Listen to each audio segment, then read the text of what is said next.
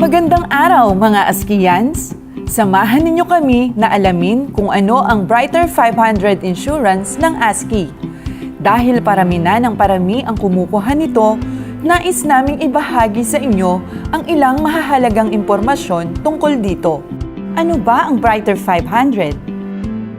Ang Brighter 500 ay isa sa mga insurance products ng ASKI in partnership with Sun Life of Canada Philippines Incorporated na may mas malaking benepisyo sa abot kayang halagang annual premium o taunang bayad.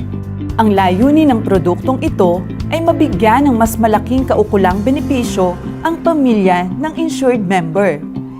Ito ay paghahanda sa mga hindi inaasahang pangyayari gaya ng pagkamatay. Ano-ano ang mga kwalifikasyon upang makapag-enroll? Kung ikaw ay 18 to 65 years old, pumasa sa deklarasyon ng magandang kalusugan at kasiguruhan, at member ng ASKI in good standing. At para naman maging miyembro ng ASKI, magbabayad lang ng 100 pesos na one-time membership fee. Kailan ang effectivity ng iyong seguro? Ang effectivity ng iyong seguro ay ang petsa ng pagkakasumite ng dokumento at pagkakabayad ng premium o prima. Kailan ang renewal date ng inyong seguro? Ang petsa ng renewal ay makalipas ang 1 taon ng pagkakalagda sa mga dokumento. Halimbawa, kumuha ka ngayong March 20, 2023, sa susunod na taon, March 20, 2024, ay kailangang magbayad ulit ng premium para hindi na kinakailangang dumaan muli sa deklarasyon ng magandang kalusugan at kasiguruhan. Kung sakaling ang petsa ng renewal ay matatapat sa holiday o araw ng Sabado at Linggo, maaaring magbayad in advance, ngunit hindi mababago ang original o anniversary date ng kaniyang policy. May 30 days grace period din ang pagbabayad ng premium, ngunit kapag lumagpas ka na sa renewal date, halimbawa, hindi nakabayad ng March 20, 2024, kinabukasan ay hindi na covered ang member hanggat hindi siya nakakapag-renew.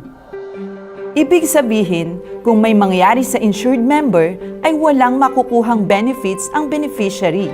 At kung lumagpas naman sa 30 days grace period at hindi nakabayad, ay babalik ulit as new member at kailangang muli na mag-fill out ng forms at dadaan muli sa deklarasyon ng magandang kalusugan at kasiguruhan. Kung sakaling magkasakit na, ay hindi na makababalik o makapagpapa-insure sa Brighter 500. Kaya, mahalaga ang pagre-renew on time. Ano-ano ang sakop ng seguro? Sakop nito ang mga sumusunod: namatay sanhi ng sakit, namatay sa aksidente, at nagpakamatay matapos ang 1 taon na pagiging miyembro. Magkano ang insurance coverage o saklaw ng seguro? Ang saklaw ng seguro ay 500,000 pesos. Magkano ang halaga ng prima? 2,500 kada taon o 6 pesos and 8 centavos kada araw. At 100 pesos membership fee na babayaran lamang sa unang taon. Sino-sino ang maaaring ilagay na benepisyaryo?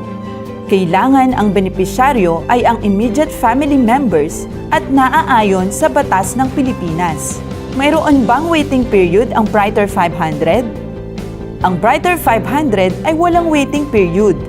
Halimbawa, kung ikaw ay kakukuha lang at hindi pa nakakaisang araw at biglang namatay, may makiklaim ba? Oo, mayroon. Kung ang sinagot mo na no sa deklarasyon ng magandang kalusugan ay totoo at wala kang itinago or no concealment. Mga katanungan sa deklarasyon ng magandang kalusugan at kasiguruhan. Una, sa loob ng nakaraang 2 taon, mayroon ka bang aplikasyon para sa life insurance na hindi inaprubahan o pinagliban ang pag-aproba o isinawalang bisa o inaprubahan ngunit hindi ayon sa iyong orihinal na aplikasyon? Pangalawa, ikaw ba ay nagkaroon ng sintomas o kumonsulta sa doktor o nasabihan na mayroon ka o tumanggap ka ng lunas o gamot para sa alta presyon o high blood, stroke, sakit sa puso, diabetes, cancer o tumor, paninikip ng dibdib, pagdumi ng dugo, pag-ihi o pag-ubo na may halong dugo. Pangatlo, sa loob ng nakaraang 5 taon, ikaw ba ay naospital o pinayuhang maospital bilang pasyente sa isang pagamutan o kumonsulta sa klinika maliban sa pagbubuntis, panganganak, check-up, bato sa abdo, trangkaso, pagtatae, ubo, sipon, sore throat, pulmonya, anumang sakit sa lalamunan o baga, hepatitis A, operasyon ng appendix, tonsil, almoranas, abdo at luslos. Pang-apat, ikaw ba ay nagkaroon ng karamdaman na hindi ikinonsulta sa doktor o hindi nilapatan ng lunas ng doktor? Halimbawa, lagnat na walang tigil, hindi maipaliwanag na pamamayat, pagkawala ng ganang kumain, pananakit ng katawan, pamamaga, bukol o cyst sa katawan. Mayroong mahahalagang paalala ang ASCII rito. Kinakailangan na walang pagsisinungaling sa mga isinagot sa mga katanungan sa deklarasyon ng magandang kalusugan at kasiguruhan. Paano magproseso ng claim? Ang processing period ng claim ay nakadepende sa kawastuan ng mga kinakailangang dokumento na maisumite sa Sun Life.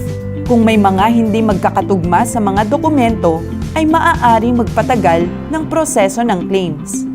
Kailangang maisumite ang mga sumusunod na dokumento: Certified True Copy of Birth Certificate, Marriage Contract if married, and Death Certificate, Certification of Death from the Civil Registrar, Original 2 Valid Government-Issued Identification Card, Police Report, Admitting History, Discharge Summary, and Certified True Copy of Medical Certificate if the claimant had confinement in the hospital. Ang mga forms na ipoprovide ng Sun Life: Notice of Claim, Claimant's Statement, Attending Physician Statement, and 3 copies of Authorization Letter. Mag-apply na sa pinakamalapit na tanggapan ng ASCII sa inyong lugar o sa aming mga authorized micro-insurance coordinators at lehitimong empleyado ng ASCII. Sa ASCII Brighter 500, siguradong mapapanatag ka!